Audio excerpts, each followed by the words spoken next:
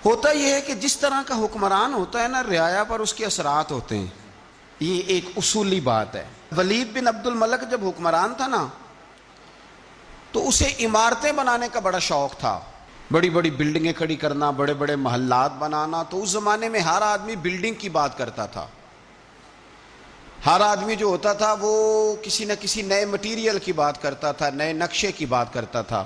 جب سلیمان بن عبد الملک حکمران بنا تو سلیمان بن عبد الملک جو تھا اس کو شوق تھا شادیاں کرنے کا. یہ بھی شوق ہوتا ہے بادشاہوں. اس زمانے میں لوگ شادی کی بات کرتے تھے، نکاح کی بات کرتے تھے، بیاہ کی بات کرتے تھے. تو پورے ماحول کے اندر ایک چیز پیدا ہو گئی تھی. لیکن جب حضرت عمر بن عبدالعزیز کا زمانہ آیا تو وہ راتوں کو عبادت کرتے تھے، وہ وظائف پڑھتے تھے، وہ قرآن پاک کی تلاوت کرتے تھے، وہ اللہ کا ذکر کرتے تھے.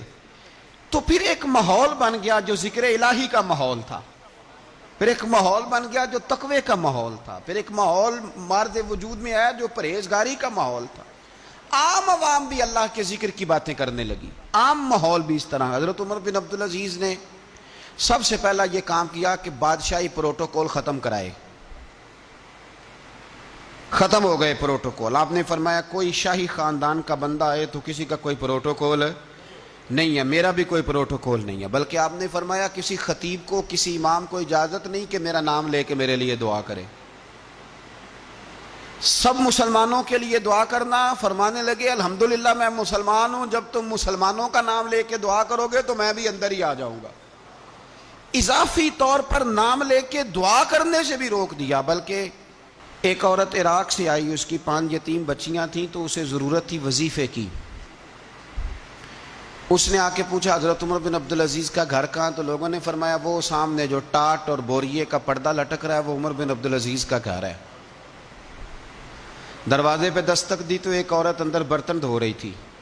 پوچھا السلام علیکم، امیر المومنین سے ملنا ہے. وہ کہنے لگی اس درخت کی چھاؤں میں بیٹھ جاؤ، ابھی تشریف لاتے ہیں. تھوڑی دیر گزری تو حضرت عمر بن عبدالعزیز آئے تو کنویں سے پانی نکال کے نا، سین میں کنواں تھا تو جو جگہ میں مٹی اڑ رہی تھی نا، گرد اڑ رہی تھی، ہوتا ہے نا عصر کے بعد لوگ پانی پھینکتے ہیں، وہاں پانی پھینکنے لگے، چھڑکاؤ کرنے لگے. تو تھوڑی تھوڑی باتیں وہ خاتون آپ سے کرنے لگی. تو وہ جو عورت آئی تھی نا وہ کہنے لگی تم غلام سے باتیں کر رہی ہو، تمہیں پردہ کرنا چاہیے. کہنے لگی یہ غلام نہیں، یہ میرے شوہر ہیں اور یہ امیر المومنین عمر بن عبدالعزیز ہیں. کہنے لگی یہ عمر بن عبدالعزیز ہے؟ کہا ہاں یہ عمر بن عبدالعزیز ہے. تو وہ خاتون حاضر ہوئی، کھجوریں اس کو دی گئیں کھانے کے لیے. اس نے کہا حضور میری 5 یتیم بیٹیاں ہیں، مجھے وظیفہ چاہیے. جناب عمر بن عبدالعزیز نے ایک بیٹی کا نام پوچھا، ولدیت پوچھی، وظیفہ لکھا. عورت کہنے لگی اللہ تیرا شکر ہے میری بچی کا وظیفہ لگ گیا. دوسری کا نام پوچھا، ولدیت پوچھی، عمر پوچھی، وظیفہ لگایا. اللہ تیرا شکر ہے میری یتیم بچی کا وظیفہ. 4 بچیوں کے وظیفے عمر لکھتے رہے. خاتون اللہ کی حمد کرتی رہی. 5ویں کا لکھنے لگے تو کہنے لگی میں نے زمانہ بڑا دیکھا ہے پر عمر بن عبدالعزیز تیری طرح کا بندہ نہیں دیکھا. آپ فرمانے لگے اب میں 5ویں کا وظیفہ نہیں لکھتا، 4 کا وظیفہ جا کے گورنر سے منظور کرا لے اور 4 کو کہنا تھوڑا تھوڑا 5ویں کو بھی دے دے. حضور کیوں نہیں لکھتے؟ فرمایا جب تک تو حمد کے لائق رب کی حمد کر رہی تھی میں وظیفے لکھ رہا تھا، اب تو نے میری تعریفیں شروع کر دی. اپنی تعریف پر کیسے وظیفہ لکھوں؟ وہ تو حمد کے لائق ہے، اس کی حمد ہونی چاہیے. لیکن میں اپنی تعریف پر، اپنی خوشامد پر میں نہیں لکھتا. جا اللہ تعالیٰ تیری لیے بہتری کرے. وہ خاتون کہتی ہے میں وہاں سے آئی، مجھے مہینوں لگ گئے، سفر لمبا تھا.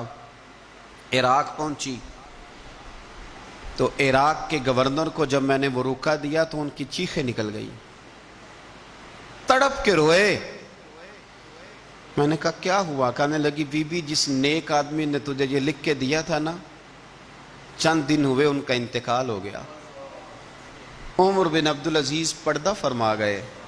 وہ خاتون پھر روئی، کہنے لگی یتیم بیٹیوں کا اب کیا بنے گا، اس رکے کا کیا بنے گا؟ تو آپ فرمانے لگے بی بی جب امیر عمر بن عبدالعزیز جیسا ہو تو گورنروں کو بھی اللہ کچھ توفیق دے ہی دیتا ہے.